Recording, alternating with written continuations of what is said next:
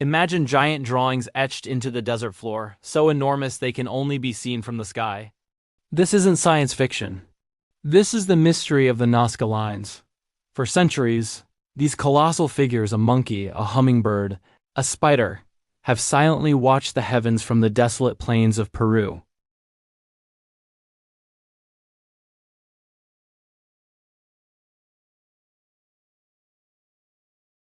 The Nazca Lines are one of archaeology's greatest enigmas.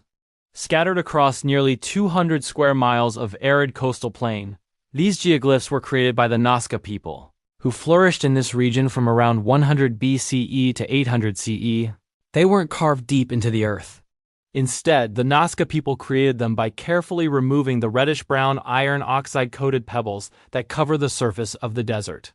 This simple act exposed the lighter-colored sand underneath, creating a stark contrast that has survived for over 2,000 years. The designs are breathtaking in their precision. We see straight lines stretching for miles, perfect geometric shapes like triangles and trapezoids, and over 70 figures of animals and plants.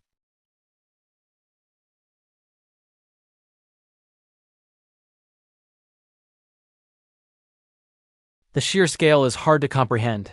Some of these lines are so long and straight, they defy what we thought was possible for ancient surveying.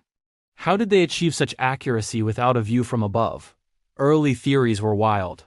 Some speculated they were landing strips for alien spacecraft, a theory popularized in the 1960s.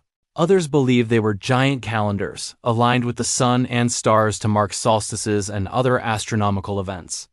While some lines do seem to point to significant celestial positions, the theory doesn't explain the animal figures. So what was their real purpose? For decades, the mystery deepened. The Nazca people left no written records, only their enigmatic art and sophisticated pottery. The answers, it seemed, were lost to the sands of time. But modern science has started to pull back the veil, and what we're finding is more incredible than any alien theory. If you're enjoying this, make sure to subscribe for more hidden history. The real breakthrough came when archaeologists stopped looking just at the lines themselves and started looking at what was around them. They found fragments of pottery and evidence of rituals at the points where the lines intersected. This suggested the lines weren't meant to be seen from the sky, but to be walked upon.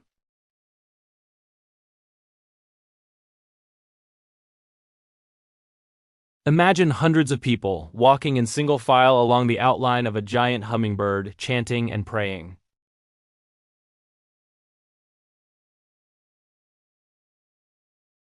And it turns out many of the animal figures are symbols directly linked to water and fertility in Andean mythology.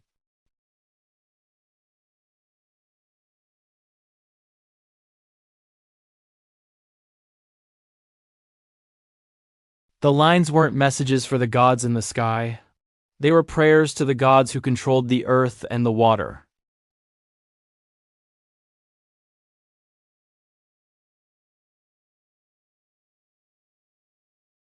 The straight lines and trapezoids weren't random either.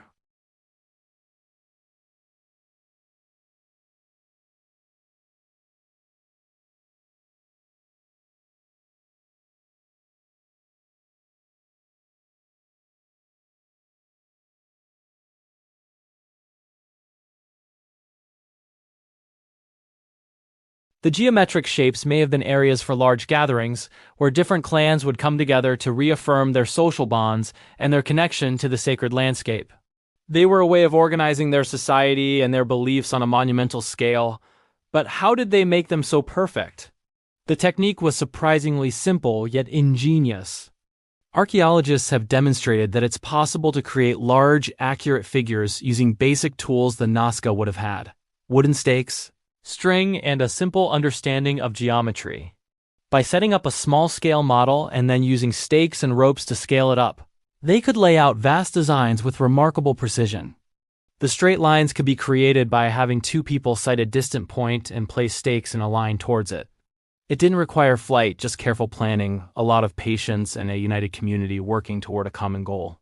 This wasn't the work of aliens or a lost super-civilization. It was the work of human beings, driven by faith and a desperate need for survival.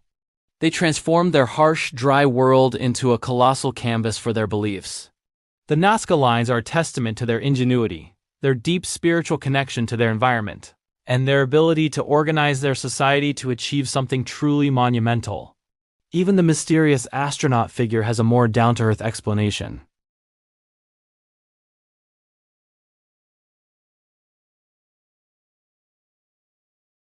And a ceremonial headdress, a common motif in Nazca art found on their textiles and pottery.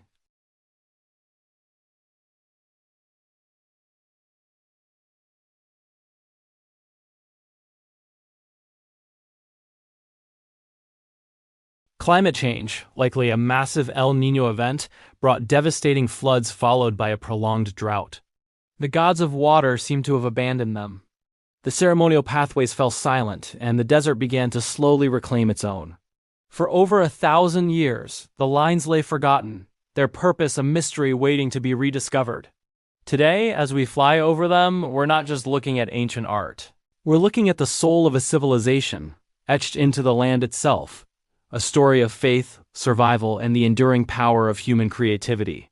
Subscribe to uncover more stories history tried to hide.